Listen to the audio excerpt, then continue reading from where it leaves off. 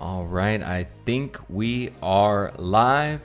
So what is going on, Navigation Nation? How we all doing tonight? Welcome back to another live Q&A. So good to have all of you here once again, joining me here in the Navigation Station.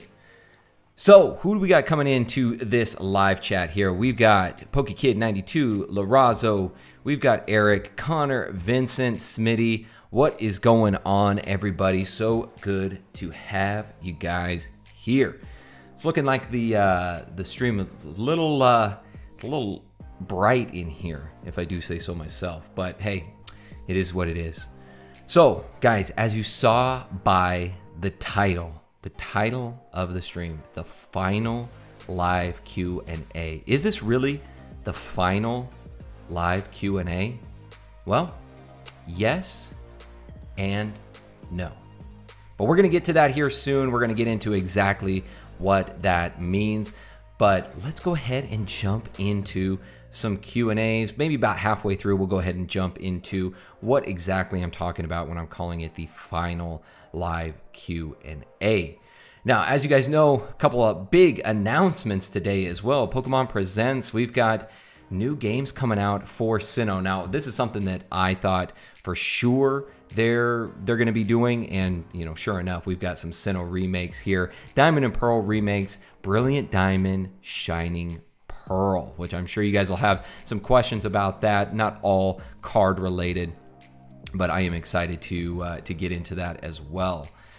All right, guys. So without further ado, if you guys are okay with it, let's go ahead and jump right into this. As you guys can see, I've got some new features here on on the screen, trying to step things up with the quality here of these live streams. So you can see that we've got some of the live chats coming in right on the screen itself. So yeah, PokéNav making moves. All right, so PokéKid92, what is going on, my friend? Gonna crack an ice cold one and enjoy the start of the weekend. I cannot blame you for that, my friend. Definitely looking forward to the weekend. To be honest with you, I thought that today was Thursday. Yeah, about halfway through today, I thought it was still Thursday. So yeah, it's been a long week for PokéNav. So yeah, that's where we're at with that. All right, let's jump into some questions here. Let's see. What's up, Jules? What's going on, brother? Good to have you in here. All right, Connor B. Nav, what do you think of Topps Pokemon cards? Was never a fan as a kid, but have a couple sealed packs. My dude, if you've got a couple sealed packs, you are sitting pretty well, in my opinion. Those have been doing really, really well, especially over recent years. Just recently, in fact, on an undervalued series, I was recommending Topps cards. Take a look. If you guys, while you guys are here, take a look at some of those sealed Topps, especially the Topps Chrome 2000 sealed booster boxes. Those are outrageous for what they're going for now. Absolutely incredible. So yeah, man, if you've got some sealed Topps packs, now not all are created equal. A lot of people had some from like Pokemon the first movie, and the sealed packs even from that series are still fairly valuable. For me, I would recommend more of the boxes themselves for the Pokemon the first movie Topps products. That's really where the value lies, at least as things stand. Now where it goes 10 years from now, probably going to be vastly different. But if you've got like the Topps Chrome 2000, definitely keep those babies sealed, because they just keep going up and up. All right, some people liking the comments on the screen. That's good. I am glad to hear it. Like I said, just trying to add some new features in here, trying to make it a little bit better. Smitty Werbin, can you touch on the expected PSA price increases and how that might impact the overall grading landscape? So interestingly enough, obviously, if you guys watched that Pokemon Roundtable that I had with Z from Z&G Emporium and Jake from Pokenomics, I tried to kind of get a little bit deeper on that with Z, and in fact, he's actually going to be on another episode of the Pokemon Masterclass. So next week we will have him on for that episode, and I'm sure we'll get into it a little bit deeper. But he was completely unsure as to what exactly was going to happen. I mean, there is the assumption that they're going to increase the price because of the added demand, especially now that they are a privately held company. There's a lot of speculation that they're going to raise prices or eliminate certain tiers on products. But I don't know. I don't know that I necessarily agree with that. I think that, if I were in their position, I would just increase their overall manpower and their overall footprint and expand beyond just the confines of the United States. Maybe start getting more into Europe, other parts of the world where PSA, for a lot of people want to have their cards graded. It's not just here. It's not just in North America. So to me, I think expected changes that we're going to see, I think they're going to, one, increase their staff, which they've already started doing.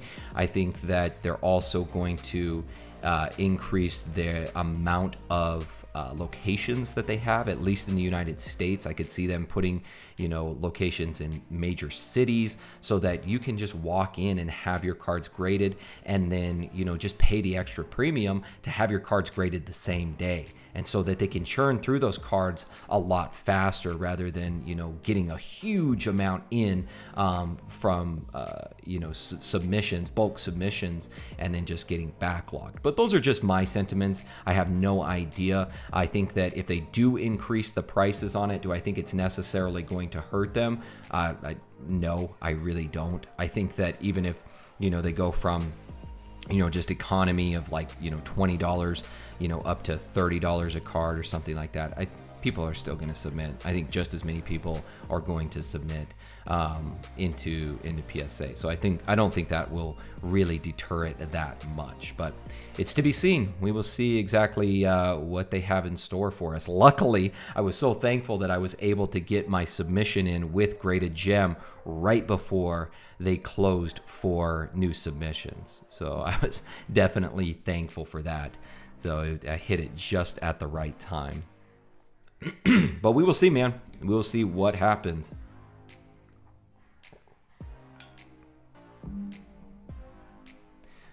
Garrett says, should I cave and buy Evolution's booster box or buy a few heavy Wizards of the Coast packs?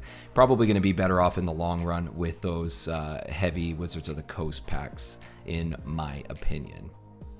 Hey, PokéKobe, thank you so much for that super chat, my friend. I really appreciate that. Oh man, Phil says he found 5 binders from his childhood last night. That is the ultimate.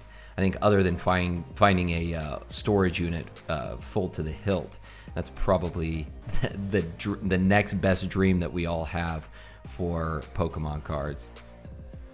Zaminator says, what do you think about Mint MNT card grading? I'm from Canada. Would it be a good to use, and would you buy? I'm not familiar with them, to be honest, man. I've said it before. People have asked me about SGC and other grading companies.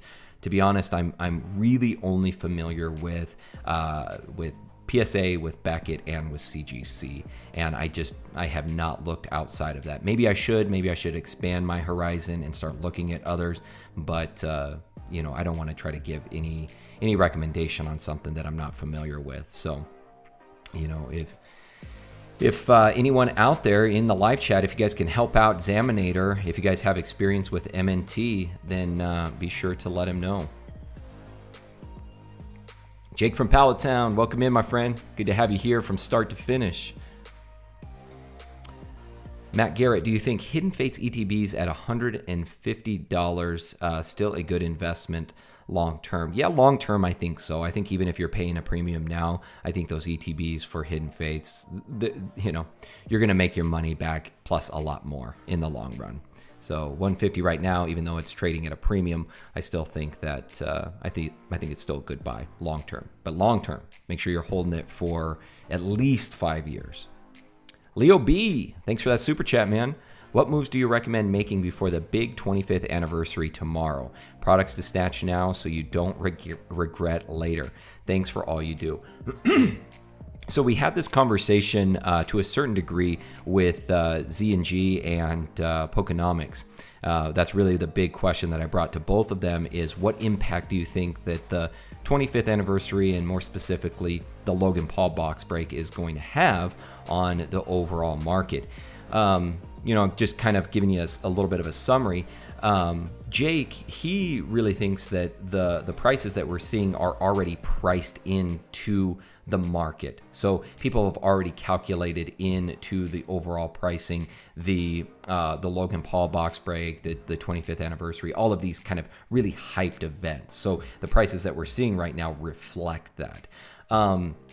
For me, I agree with that to a certain degree, but I also have to take into consideration the other big factor that we have a lot of cofactors right now that are all coming together, in my opinion. So you've got the Logan Paul box break, you've got the Pokemon 25th anniversary, and now this doesn't apply to everyone, but at least here in the United States, we also are more than likely going to have another big stimulus, the biggest one thus far, that is going to be being distributed within the next few weeks, more than likely. So you've got all of these things coming together at one time. There's going to be more disposable income. There's going to be more stimulus pumped into the economy, more people wanting to spend money because, to be honest, they're not spending it on anything else because they can't.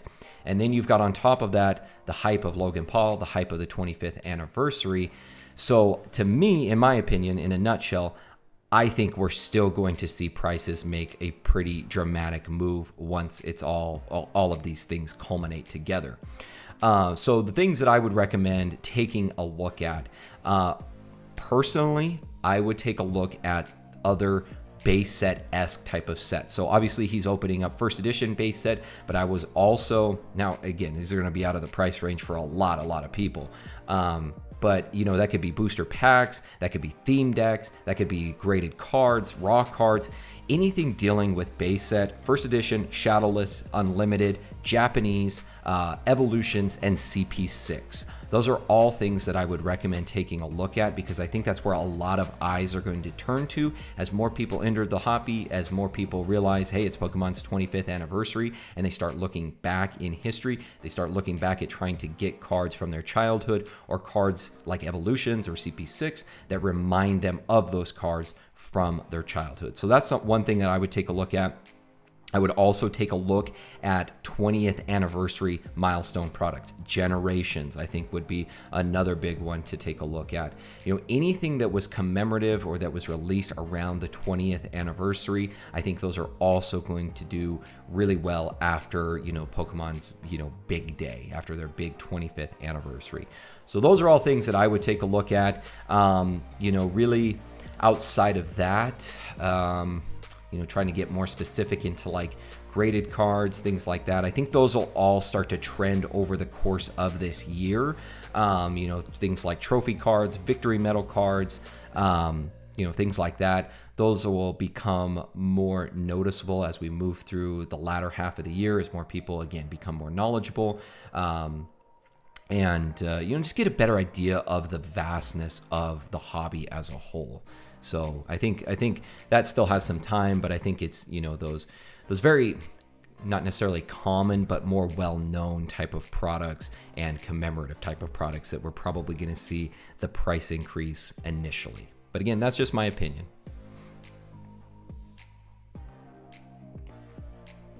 All right, let's see what else we got here. Vincent LG, are we landing on the moon this weekend or heading to Mars? I don't know, maybe I'm missing something there. Is Elon Musk, did he just announce something? I would assume if anyone was going to be doing it, it would be him. What modern sealed booster boxes do you think are good to invest in for the long term? Modern sealed. So, I made a video here last year, it was later than this, because I didn't release my first video until May. But soon after that, I released a video of my top 5 modern sets to invest in. That included Generations, that included Ancient Origins, that included Burning Shadows, Hidden Fates, and Evolutions. So, and to be quite honest with you, all 5 of those have done really well. Now, to be honest, most Pokemon products have done really well, so I'm not really giving myself that much of a pat on the back. But I think those are all, really good products over the last, 4 or 5 years that I think have really good potential over the long term, and I still think that they do, and we're seeing that more and more as the value on these products continue to increase.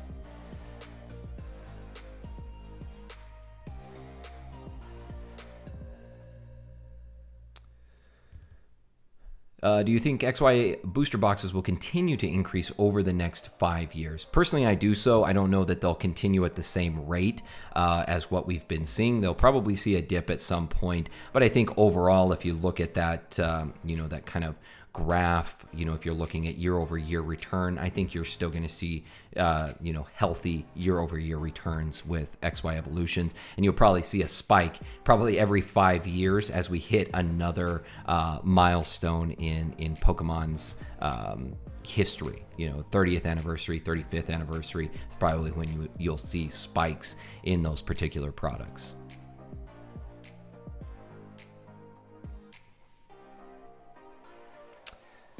All right, let's see. Hey, we got Pat Flynn in the house. Pat, what is going on, my friend? As you guys can see from Pat's comment there, yep, we've got him on the podcast. We can confirm we got the one and only Pat Flynn, aka Deep Pocket Monsters, going to be on the podcast coming in March. And I'll tell you what, guys, we've got a powerhouse of guests for March, and that is excluding the roundtable that is going to be scheduled for March as well. You guys are definitely going to want to tune in to those roundtables, to those Pokemon masterclasses, because we have a powerhouse lineup of guests. Yeah, no shortage there. Welcome to the live chat, Pat. Good to have you here, my friend. All right, Bradley Bryan, PokéNav with the insider trading. Yeah, I don't know if we can even call it insider trading in Pokemon. It's more of like inside speculation.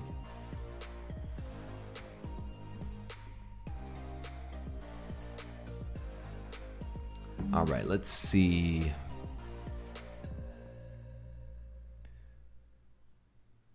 Sealed Evolution's pre-release box is the best sealed products from Zaminator. I think I for a second there, I thought you were saying Evolutions, which I think that is going to do very, very well. I think that those Evolutions products and that Evolution set that is slated for later this year, I think that is going to be a real banger of a set. So that is one that I am definitely kind of saving up for, to try to get a pretty good allocation on that, hopefully. Ryo, do you think Japanese cards in PSA 7 to 8 conditions will be a good long-term hold? They have no whitenings or print lines, but major centering issues. Yeah, I've ran into the same thing, my friend. That is the big downfall for many Japanese cards. I've got a bunch of those Japanese Southern Islands collection boxes, and I've opened a good amount of those to send them in for grading, and that is definitely the number one issue that I see there, as I've seen with many Japanese cards. And centering is kind of the big one too. Like that is the most obvious fault, or the most obvious fallacy in cards that you're going to get knocked off on almost immediately, and can take you from PSA 10 to PSA 9 or down from there, or Beckett 10 to Beckett 9.5, Beckett 9, and especially CGC as well. Very, very difficult to try to get a high grade in CGC if you've got centering issues. So, I still think that long-term Japanese cards, I think will do well. One of the cards that I've been recommending lately, from Japanese cards perspective, you guys know I've always been bullish on Evolutions, but I really love the CP6 Charizard because it's got that first edition stamp on it, which is something we don't see anymore. And those are just those little factors, those little determining factors that I think over the long term really set certain cards, certain sets apart. Or those little details. I mean, if history is any precedence, that's really what we look for now in cards: swirls, misprints, gray stamps, all these different things that at the time we didn't really think much of, but later on down the road we find a lot of intrinsic value in those particular products. So hopefully that answers your question. Do you think the Eevee Heroes will be this year's holiday set? More than likely. I forget the exact release date, but I think it falls right around that kind of holiday season set. I think we're still going to get a fall anniversary set this year, which again, we're crossing our fingers for Neo reprint. The Evolutions 2.0 for the Neo era. So we'll see. Hopefully we've got that.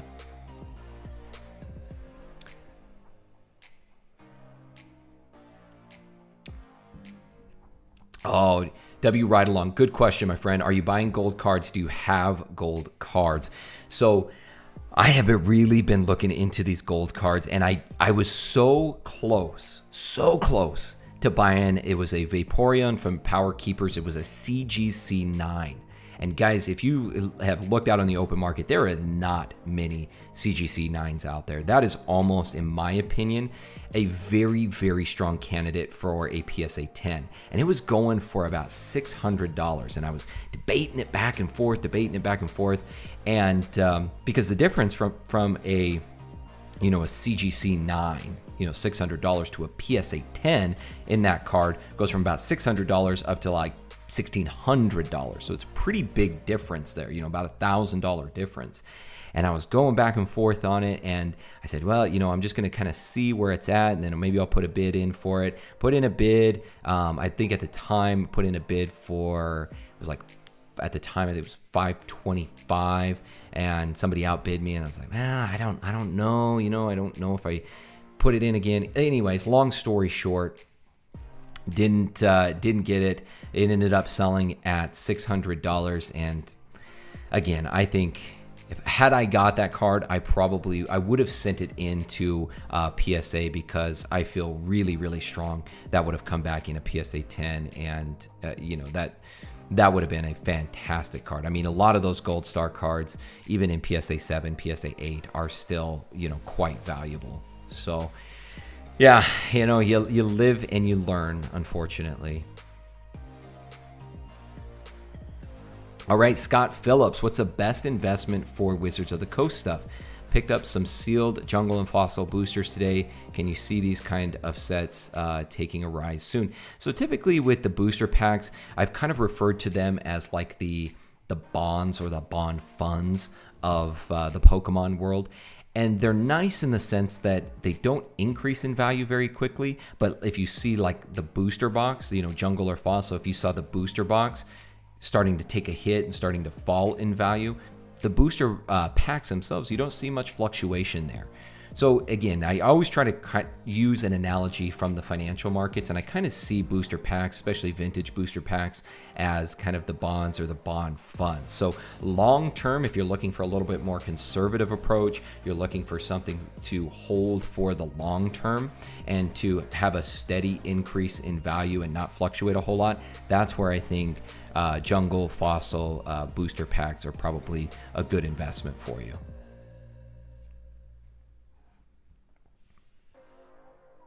Will Pokemon graded coins be as valuable as graded cards? Good question. I am not familiar with that whole arena. I tell people all the time, like, I was working with somebody today and consulting somebody, and I just told him, I said, as long as I've been in the hobby, the hobby is so vast that it's hard to to keep a pulse on everything. And so you really try to hone in on like a niche, on a certain area, and just try to get as good as you can at that, while at the same time branching out, getting your feelers out there for other things. But yeah, you certainly, it's too overwhelming to try to know or understand everything. And that is one area that I am not familiar with.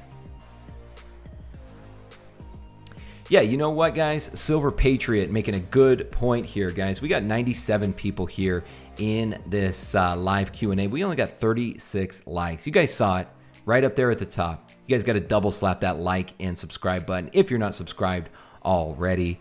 Let's get these likes. Let's get it to 100 before the end of this live chat, guys. I know you can do it.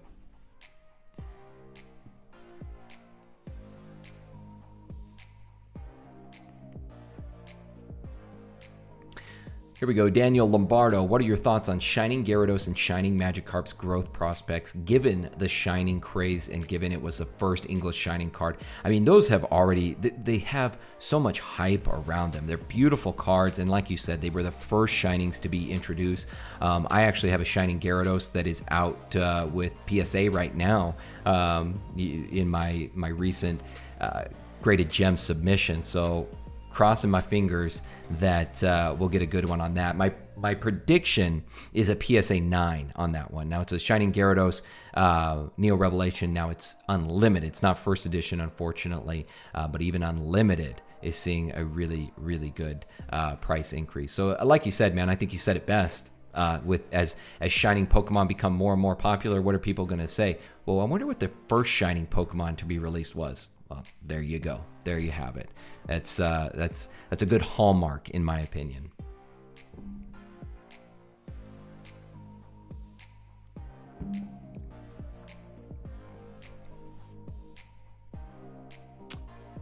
Hey Blake, what is going on, my friend?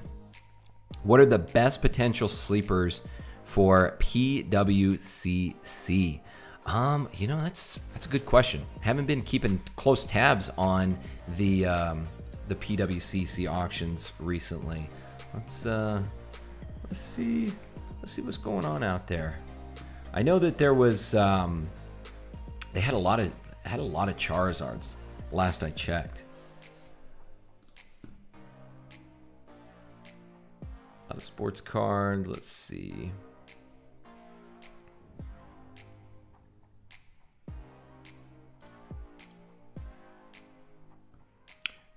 I'm just taking a look out there.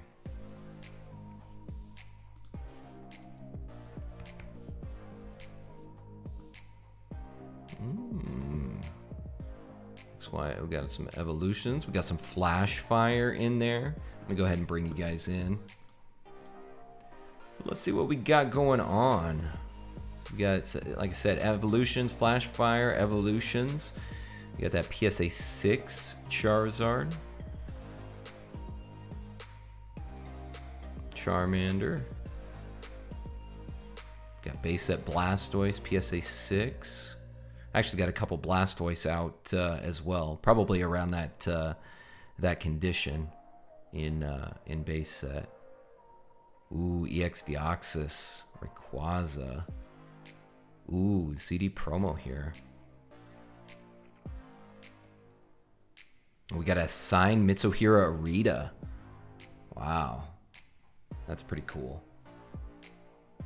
Dragonite, I got a Dragonite out as well. I got the same Zapdos. Wow, they basically have my whole submission with graded gem out. Poliwhirl, Jolteon. It's not first edition though.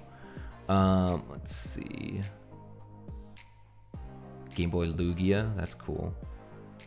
Generations Charizard.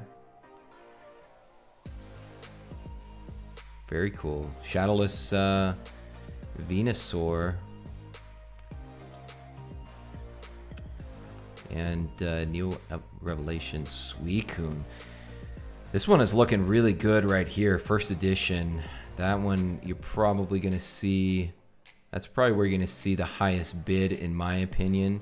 I don't know. That Shadowless Clefairy could come in there as well as a close second. I love these CD promos though.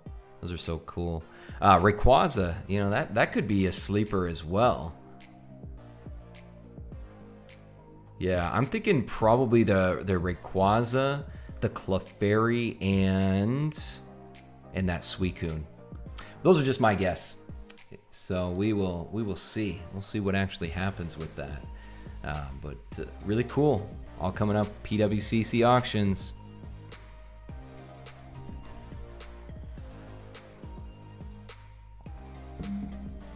All right, Pat, got a good question here. Similar question to the coins. Thoughts on jumbo cards increasing in value after this year's jumbos of starters coming out? Yeah, I really think there's a lot of potential there. And again, I think we've got a perfect storm brewing here, because if you think about it, those jumbo cards, those are about the same size. You know, they're getting close to a similar size as like a comic. Well, guess what company is really good at grading things of larger size?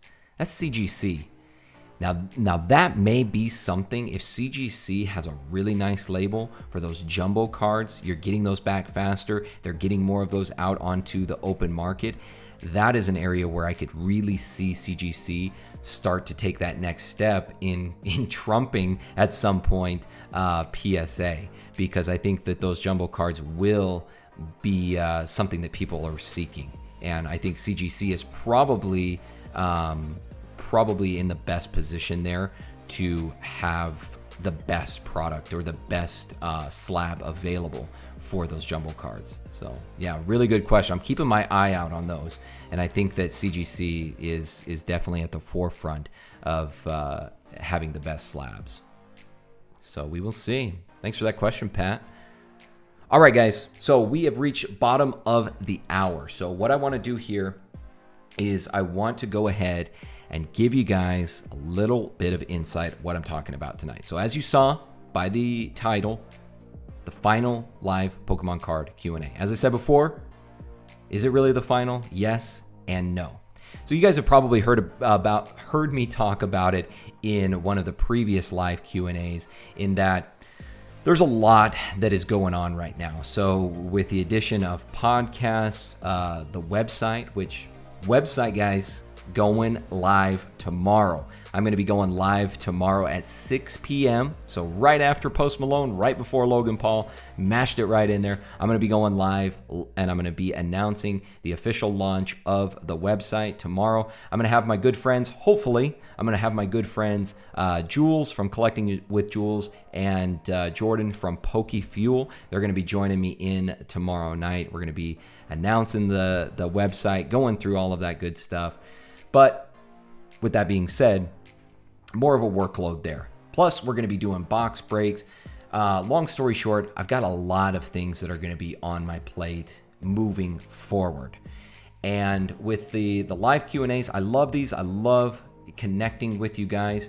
But to be honest, you know, it's time that, you know, could very well be dedicated to some of the other endeavors out there. Now, I don't want to do away completely with the live Q&As. Like I said, I love these. I love being able to answer your questions and work with you guys and hopefully help you in this endeavor of collecting and investing in Pokemon cards. So I was thinking to myself, what is a way that I can still do that? I can still provide value and be able to do it with people that are sincerely interested in these live Q&As and being able to get their questions answered.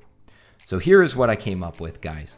Moving forward from here on out, we are going to have members only live Q&As. We're going to do these bi-weekly, pretty much. We'll basically be doing these every other week, twice a month, and it will strictly be with channel members. So that's really great because it's going to be a smaller pool of people. So the people that really want their questions answered, that are sincerely interested in advancing themselves, advancing their collection, their investments, you guys will be able to jump into live Q&A twice a month with me, and you'll be able to get those questions answered more thoroughly. I'll be able to get to every single question in the live chat, which I don't always get to do, and I feel bad about it. But I'll be able to get to every question, and I'll be able to answer those questions in much more depth to be able to provide you guys with more insight into, you know, the questions that you have, and hopefully get you led in the right direction. So let's go ahead and jump on over, and I will show you guys exactly what I am talking about here. So here we are over on the channel, and here is the memberships. Now, we had the membership before for the Pokemon Trainer. So these would give you guys loyalty badges next to your name in comments, live chat.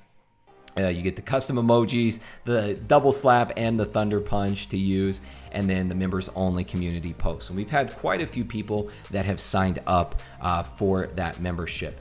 But for the members only live Q&A, that will be this one right here, Pokemon Champion. So as I said before, you will get the members only live stream and access to the members only live Q&A, the live chat.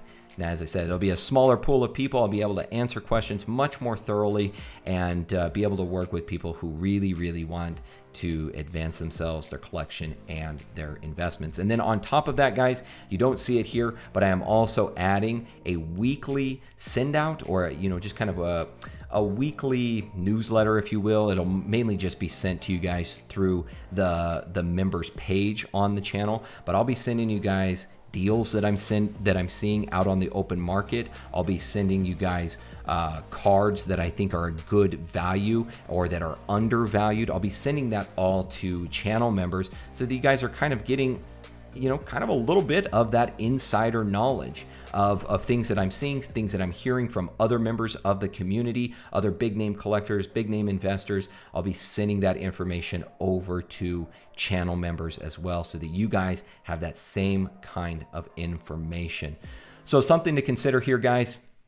As I said, you know, with my plate getting more and more full, I really had to move to a little bit different structure with the live Q&As, and this was the best route to go, in my opinion, to be able to offer this to you know, people who really are sincerely interested, and we will be doing that twice a month. On top of that, if you guys say, you know what, that's great, PokéNav, but twice a month is just not enough for me, well, I've got another basically tier above that, and that is the consulting sessions. And tomorrow, in the launch of the website, you guys will be able to go on and be able to sign up with a one-on-one consultation session with me directly. That'll be directly over Zoom. Those are 30-minute sessions a piece, and you guys will be able to sign up for that directly on the website. Now, it's going to be a little limited in the beginning, probably only going to be doing about 10 sessions a week. But again, if you guys want to take your knowledge to the next level, you guys want to work with me directly, one-on-one basis, then that is another option for you as well. So really what I'm trying to do here, guys, I'm really trying to provide price points and tiers and all of these different facets for everyone, to try to appeal and appease everybody at all those different levels. So hopefully you guys are going to enjoy that. Like I said, I'm excited because, with the members only live chats, the members only live Q&As, it'll be smaller. We'll be able to work much more intimately together, answer questions more in depth. And I think it'll just really be great for everybody. Now, we're still going to have that Pokemon Trainer membership available for anybody that wants to sign up for that. You'll still get all of the perks for that. And then the Pokemon Champion level, you'll get all of the previous tiers perks, plus the live Q&As, plus the weekly updates, the weekly information as well for things that I'm seeing, things that I'm hearing, to hopefully give you guys a little bit of a heads up on where the market's headed or where individual cards or products are headed. So that is that, guys, and that was a mouthful. And we will be starting those members only live Q&As 2 weeks from today. So I believe that is, let me check my calendar here. So that first live Q&A for members only, that will be March 12th. That'll be March 12th, and we'll basically go pretty much every other week thereafter. So again, guys, hopefully you enjoy that. Hopefully you consider signing up for that Pokemon Champion tier and getting in on those members only live Q&As. All right, so hopefully you guys are really excited for everything that's going on. Let's go ahead and get back to our questions here.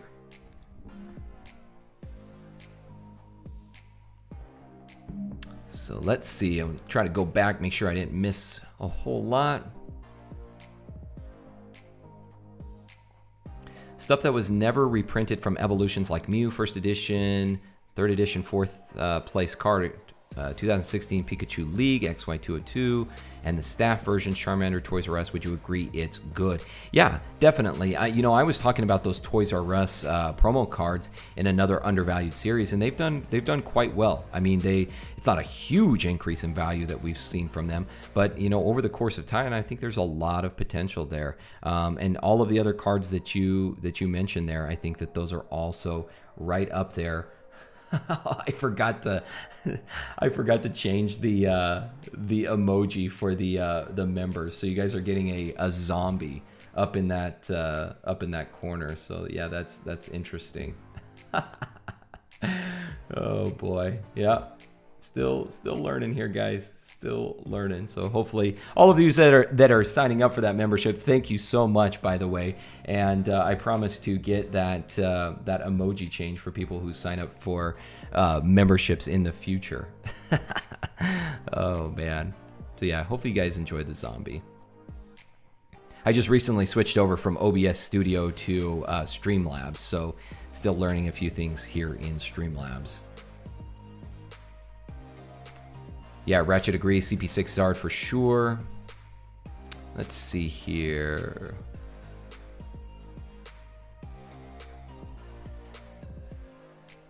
Of the higher end cards in these buckets, which will be the most popular in 10 years? Original EX Hollows from 2004 to 2007, level X's, or Primes? Whew, man, that is a good question. Oh man, I would say, I always want to defer to older, kind of like, what Scott Pratt will say, older, minter, rare, scarcer. I in this case, I want to defer to the older cards. So I would say the 2004 to 2007 EX Hollows. But man, a lot of those Prime cards, level X cards, pretty like obscure, not big print runs on those. So you're looking a little bit more towards scarcity. That's a really good question, Smitty. I think in this case, I'm going to defer to the EX Hollows, but I could very well be proven wrong on this one. That's a really tough question, and that's one that we'll just have to see play out. But I think I will defer to the EX Hollows on that one. So you guys can refer back to this later on and be like, oh, PokéNav, you were so off. Hey, Adelina's Adventures, thank you so much for that super chat. Glad to see everything is going good. Thank you for all the time doing these for us. Fridays aren't going to be the same. Yeah, I know, guys. It is unfortunate, but you know what? We are going to be starting the box breaks here very soon, and I'll just give you guys the heads up here. Very first box break is going to be none other than black and white base set. That's right, the very first set to feature full art Pokemon cards. We are going to be doing it just escaped my mind there for a second. Black and white base set. Looking forward to that one, guys. We'll be opening up the packs soon on the website. We'll be opening that up so you guys can purchase into those. The box break itself will probably be in mid to late March is when the box break will actually occur. And my goal is to try to get all through Black and White series, all through X and Y series, start doing some more modern sets along the way as well. Again, trying to get price points for everybody so that everybody has the opportunity to join in. And then also, at some point I'll probably be creating another tier for memberships to where we can have a members only box break as well. Maybe a once a month members only box break. I think that would be fun as well. So be looking forward to that, guys. There's going to be a lot of fun things. And like I said, we're moving one thing to the side just so we can make space for bigger and better things, in my opinion. So we will still get together. We're still going to be doing a lot of fun stuff together and connecting as a community. And I only see bigger and better things from here. So MS Workmeister, thank you for that super chat, my friend. Is it just me, or does Shining Fate seem like it's not worth it at the current price point? It seems like the heavy hitters don't justify the price. Well, I tell you what, guys, I haven't bought any Shining Fates, and the reason being is I can't find it at MSRP. And I've told you guys, at MSRP or it's not for me. That's my saying. That's PokéNav saying, MSRP or not for me. Like, to me, it's just not worth it to pay those egregious premiums on products that are released. Pokemon has already said, guys, that they're going to be reprinting and making sure that the store shelves are stocked. Now, it's probably going to take some time, but I'm patient. I'm a patient guy. Like, I can wait on that until they come back down to a more normal price. Yeah, so that's why I haven't opened up a single Shining Fates product yet. One, because I can't find it, and two, because I can't find it at MSRP. So that's kind of where I stand on it. I don't think it warrants the prices that we're seeing either. So I think that the best thing, in my opinion, is just to sit and wait and hold out for prices to come back to MSRP once all of that supply comes back onto the market, onto store shelves. So yeah, that's my take. Jaden Lee, are you mostly doing breaks on vintage or modern? It's going to be a combination of both. That's what I would like to do. I'd like to do a combination of both, again, to give everybody an opportunity to jump in so that we've got price points kind of along the spectrum. I mean, you think about it though, I mean, XY, black and white, we're going through those. I mean, most of those aren't going to be more than, $100 a pack for those products. So it's not even, at the top end, it's not going to be outrageous, but even, $100 a pack or more, it's a lot of money. It's a lot of money. I'm not going to say that it's not. So I want to get price points that are down lower into, most people's price range, and, maybe get products that are a little harder to garner, or maybe that have been out of print for a year or so, to kind of get some of those products as well. So try to do a mix of everything.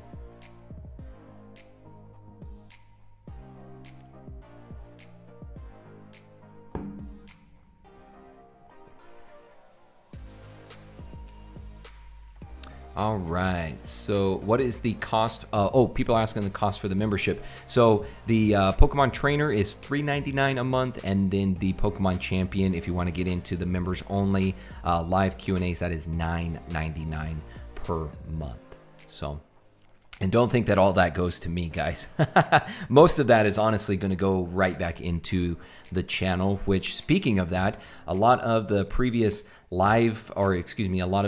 super chats, the income that is generated off of that, that's going actually right back into the studio, into equipment, into camera for the live Q&As. We'll have a top-down camera, so you'll be able to view things from a top-down perspective.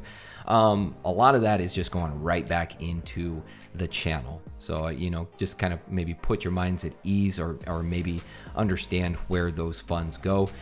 Over this next week, I'm hoping to renovate this place too. I've got a really good idea on how I want the studio to look, to have that navigation theme, kind of that a little more nautical type of theme. I've got more posters coming in, so hopefully we'll get the aesthetics in here looking really, really good. But that's where a lot of that goes, just to be upfront and honest with you guys.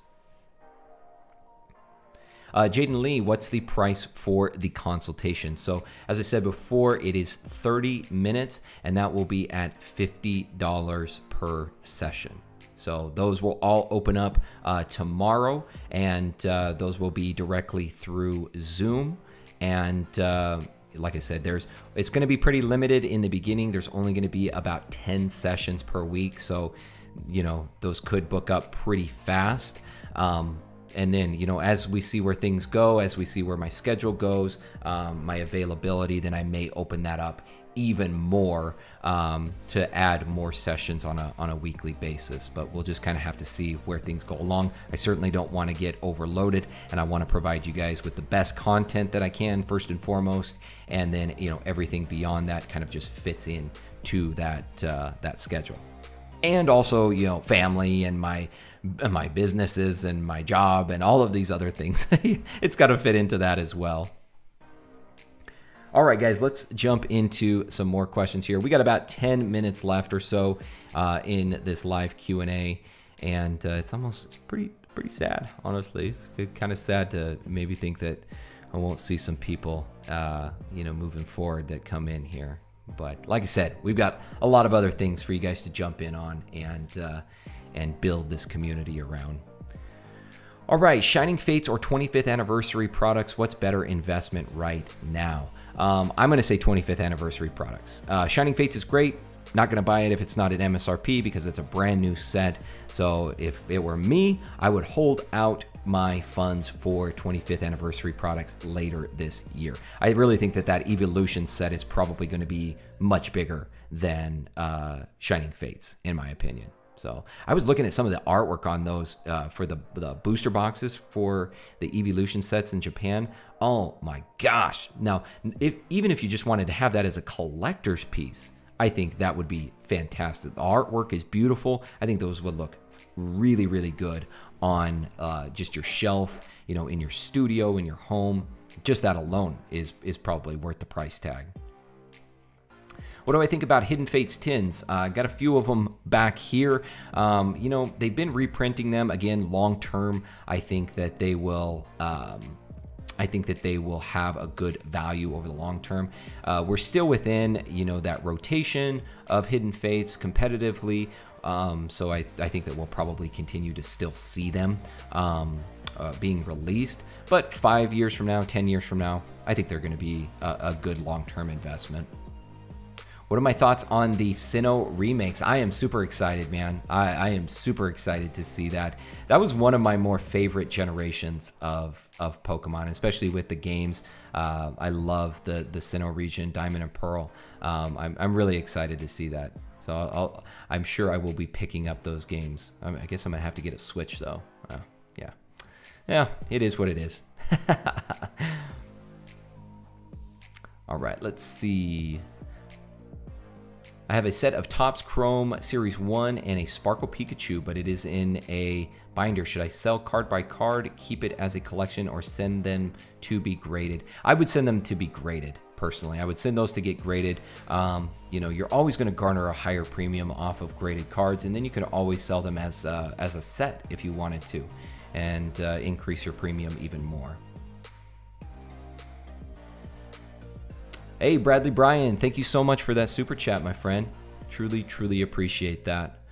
And appreciate your support. MS Workmeister, thank you again for that super chat. With graded gems, US freezing new orders, is the added cost of CGC worth it? It's nearly twice as much with subs for a product that sells for less. Would you recommend sending in or holding? So this is a really good question, and one that I've been getting pretty often. For me, a lot of people ask, you know, PokéNav, why would you send in? Because I sent in a really large submission. You know, it was the cards in that submission easily valued at $10,000 to $15,000 easily. So they say, you know, why would you send it into PSA and wait that long turnaround time? And the reason being is those cards in that set, if anything, they're just going to continue to go up in value. These are a lot of vintage cards, you know, Wizards of the Coast cards. They're just going to continue to go up in value. So I'm okay with holding out for the long term, sending those into PSA and having them come back, because worst case scenario, they're probably going to come back. When I actually get them on the open market, they're probably going to be more 8 months from now than they are now. So I'm okay with sending them in.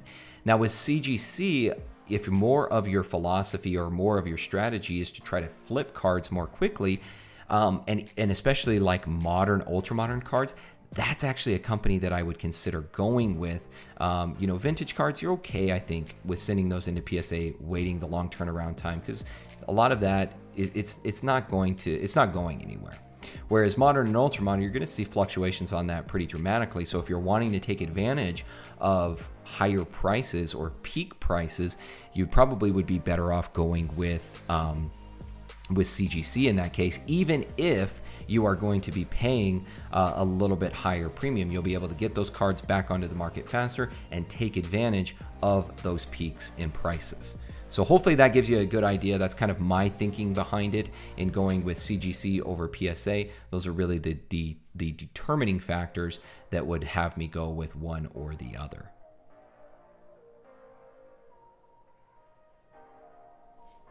Oh, Omash, what is going on, my friend? How are you finding those hard to find black and white boxes? That will be cool to see.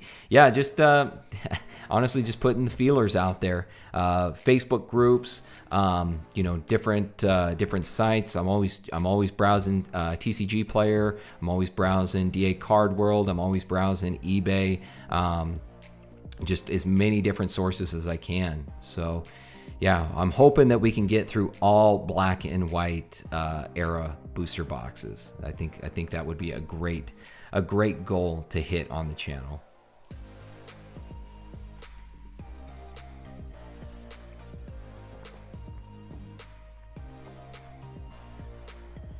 PokéKobe kind of corroborating my sentiment on CGC. Now, I think CGC long term, don't sell them short, guys. Don't sell them short on, their long-term potential. I really think they have a lot of potential here. I think they've got a great product. I think they have a unique way of grading cards. It's really hard to get a mint card in CGC, and that's because they use a combination of human graders and they use a combination of like computers or algorithms. So it's going to be really difficult, and they could very well set the precedence for more consistency in the grading world. And if they went strictly to algorithm-based grading, that could be something where you are for sure. I talked about this with Jake and with Z. I said, in my opinion, the thing that the grading industry needs more than anything is consistency, 100% consistency. And if you had an algorithm-based system where it doesn't matter if you sent that card through 10,000 times over, it would come back in the exact same grade. And it would be awesome if every grading company, PSA, Beckett, CGC, all had something similar to where you knew if you got a PSA 10, it's a PSA 10 as many times over. If you got a Beckett 10, Black Label 10, it would be that as many times over as you wanted to send it through, and same thing with CGC. And that's really what I hope more than anything with all of the grading companies is just that consistency. And I think CGC has positioned themselves in a place where they could really set the precedence for that. So CGC, if you're listening, hey, if you need a consultant, hey, give me a call. All right, let's get through a couple more questions here, guys, and then we will go ahead and wrap things up. Roy the Collector, thank you so much for that super chat, my friend. What's your opinion on special delivery Pikachu PSA 10 long-term value, and how much do you think vintage Japanese packs can increase in value long-term? So Japanese vintage packs, I'll start with that one because I've kind of addressed this a little earlier in someone else's question. I really see vintage booster packs as kind of the bonds or bond funds of the Pokemon card world, meaning that if you were to look at their equivalent booster boxes, which can vary in price somewhat dramatically, you don't see the same kind of correlation in the booster packs themselves. So if you see a booster box increase in value really dramatically, the booster packs themselves will increase, little bits at a time. And vice versa. If you see the booster box really fall in value, the booster packs on the inside will maybe drop slightly or perhaps even not at all. And that's typically what we see there. So again, if you're looking at it from like a risk tolerance spectrum, I would say more of a conservative to moderately conservative approach would be investing in vintage Japanese packs, or really vintage packs in general, and holding those for the long term. I think that they will be a safe investment for you and will, more than likely have a steady increase in value over the long term. And then as far as special delivery Pikachu PSA 10, it still kind of baffles me that special delivery Pikachu is going for the prices that it is, given given the means in which it was distributed and disseminated, I guess you could say. But you know, it's a Pikachu. It was a very popular card. I think over the long term, in my opinion, I think you'll see the prices flatten for special delivery Pikachu, and especially if we get a special delivery Charizard, which will trump that, then you'll really start to see the prices of special delivery Pikachu fall.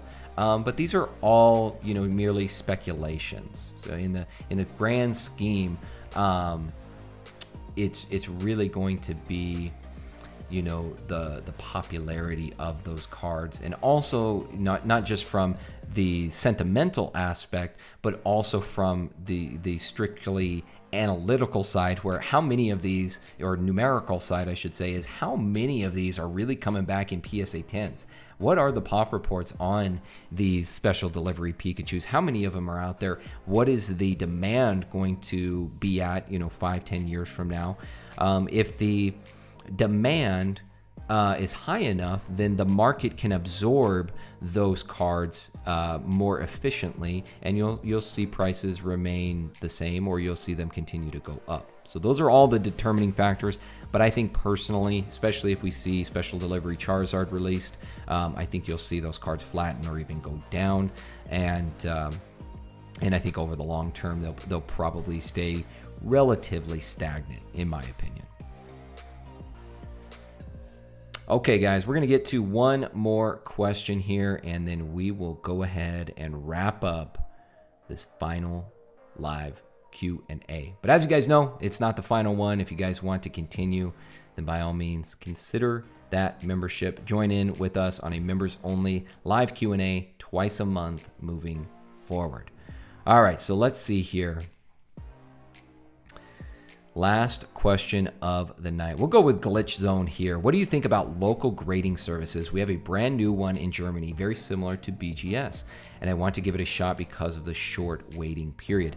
So it's always great because, you know, with new grading services, at the very least, you're getting your products authenticated. So, you know, that was really the big intention behind grading services in the beginning, was more or less from an authentication standpoint rather than the premium that they now garner. So at the very least, you'll be able to get that. You'll be able to get your cards authenticated, and you'll be able to get them in a sealed case that will keep them safe over the long term, and you know, keep them encapsulated. So that's always a good always a good idea, in my opinion, especially if you've got higher end products.